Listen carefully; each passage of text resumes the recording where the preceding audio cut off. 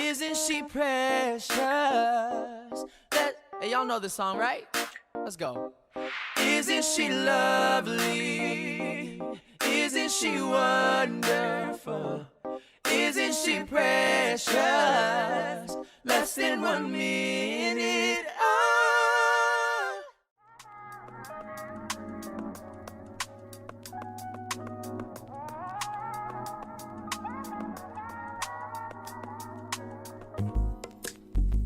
It's not that I don't want you here. It's something about the way you stare into my eyes. I know that I don't make things clear. I fall for you every time I try to resist. We can get away. Chase beach views and every day. All I wanna hear is an episode that we play. Sit right next to you. I try not to show how I feel about you. Think I wish away. Really wanna, I just wanna get away. Sit right next to you. You. But I wanna kiss you. Yeah, I just wanna feel you. Feel you. I want you around. Around.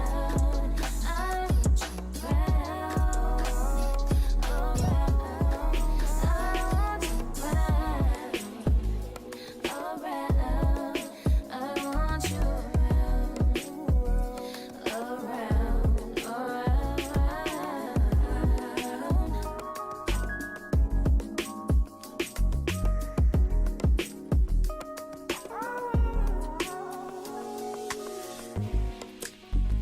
Come through, I think I need you here.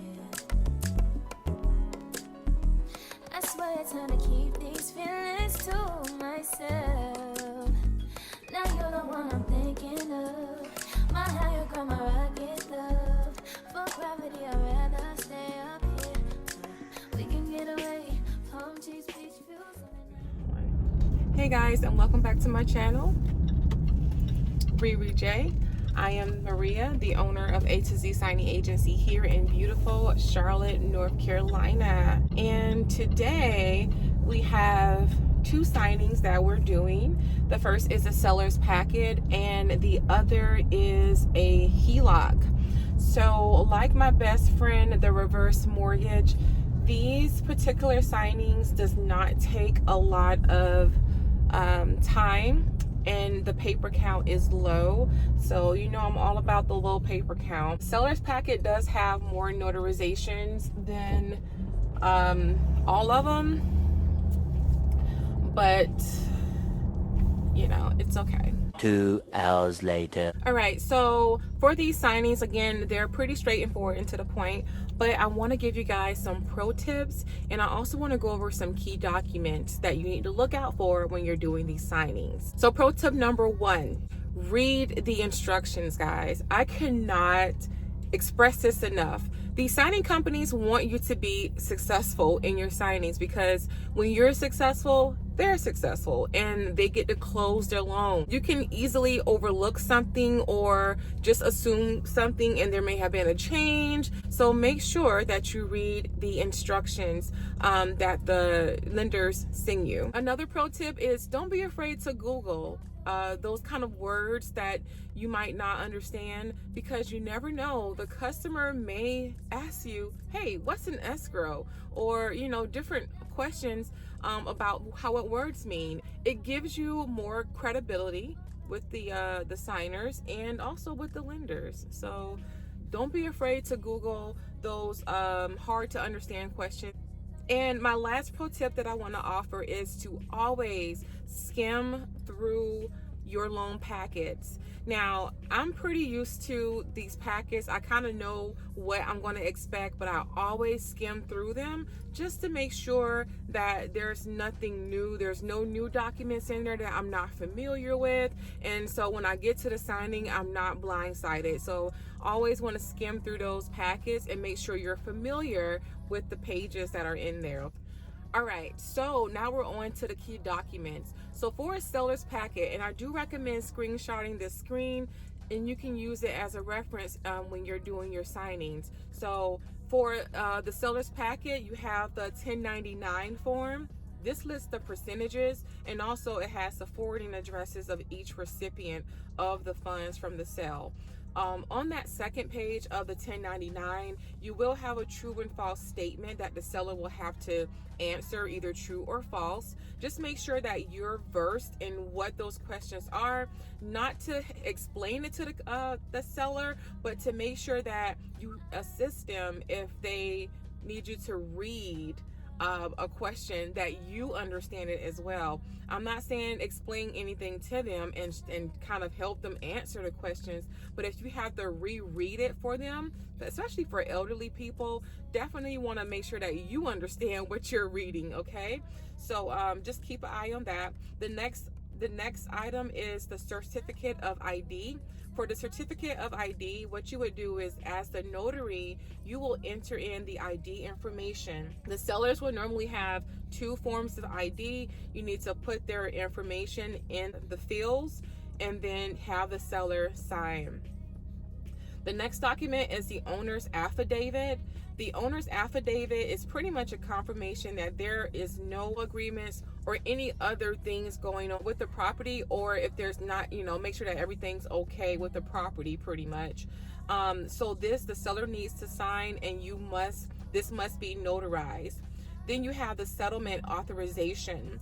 And this is pretty much the seller advising that they will be unable to attend the sale of their property, and that they are authorizing the seller's agent to represent them. That could be a real estate agent, that can be a lender, that can be a family member. Whoever they appoint to represent them at the closing table will be there. So that's kind of what that means. The next document is the borrower's authorization to close account. Just make sure to have the seller enter their forwarding address, and then they will sign, and then you must notarize this document. Then you have the deed, and make sure you have the seller review the information that is on the deed. Make sure that everything is correct and accurate, and have them sign, and then you will notarize the deed. The domestic relations affidavit, that confirms that the seller's financial statements that they provided to the lenders are true and accurate. Make sure the seller signs this, and then you notarize. The judgment affidavit, you want to review any liens, and this is applicable because some homes don't have liens on them, but for the homes that have any kind of liens on them, you will have this judgment affidavit there. Have the seller confirm everything and sign it, and then you notarize. Then you have the errors and omissions statement. That just pretty much is the lender telling the seller, hey, if there's any clerical errors, that the lender will be responsible for correcting them. And so you would just have the seller sign that, and then you notarize it. Then you have the seller's proceeds, and this is how the seller will receive funds from the sale. The seller will fill out how they want their money sent to them, okay? That is very important. All they will have to do is just fill out that information and then sign and date. And then you have the distribution of funds. So this is how the funds will be split. So if there are multiple sellers, then this right here would come into play, and you would have all sellers involved fill out their information. And then, yeah, that's pretty much that. So then you have the release authorization, and this is pretty much authorizing the release of the ALTA statement to certain parties in the completion of the sale. So sometimes you may have different parties, like the lender, the title companies, that may need to have access to that ALTA statement in order to continue the process, the closing process. That is so important. And the final one is the non-foreign certification. This non-foreign certification is pretty much you have the seller sign, and then you notarize it, and then in some cases you may see an indemnity, an undertaking agreement. That just is like, to me, it's like insurance. It protects the seller against any loss during the sale. The seller would just sign this, and that's it. Well, those are the key documents for the seller packet. Now we're going to go into the HELOC that I had today. Here are some key documents for the HELOC. The key documents I would recommend you really pay attention to is the disbursement form.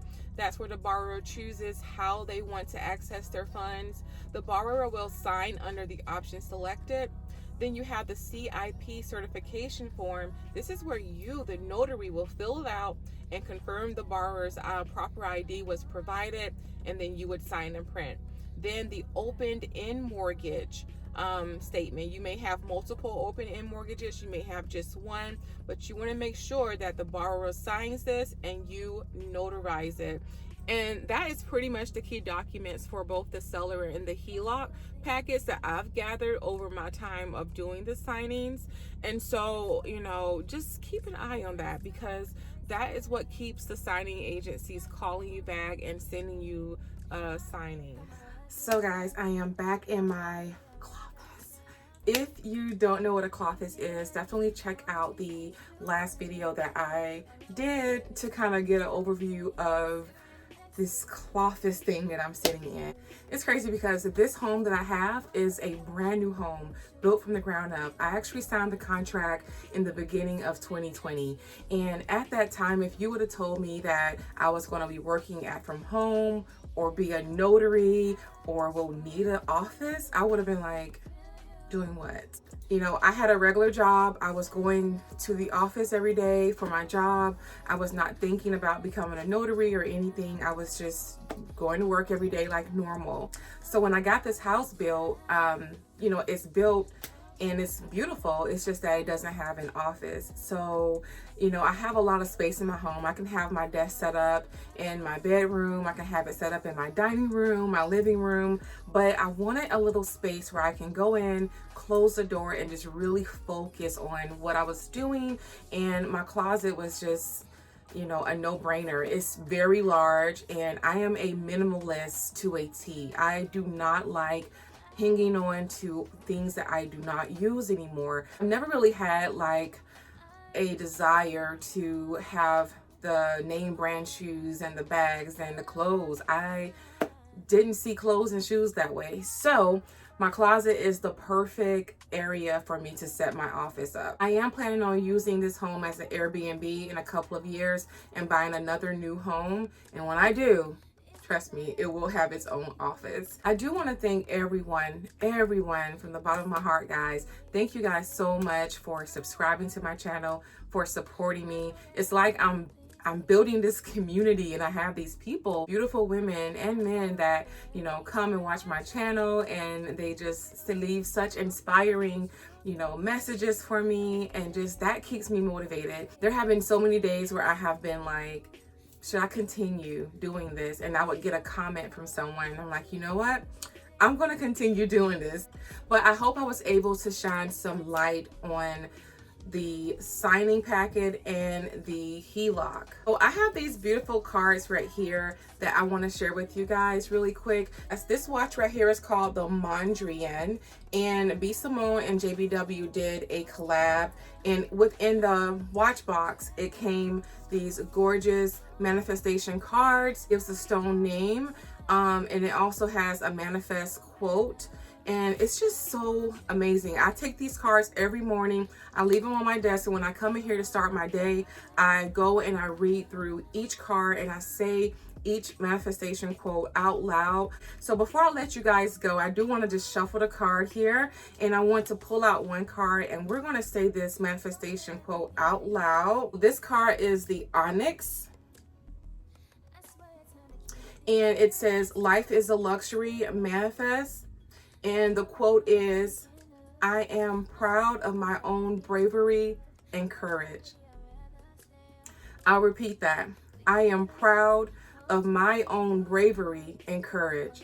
Things can come up that can shake you a little bit. And if you run up under a rock or run and hide, then you're not really facing the problem and attacking it. You gotta sometimes run through your obstacles, run through your mountains in your life.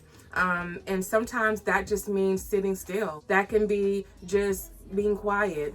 That can be just praying. That can be just having faith.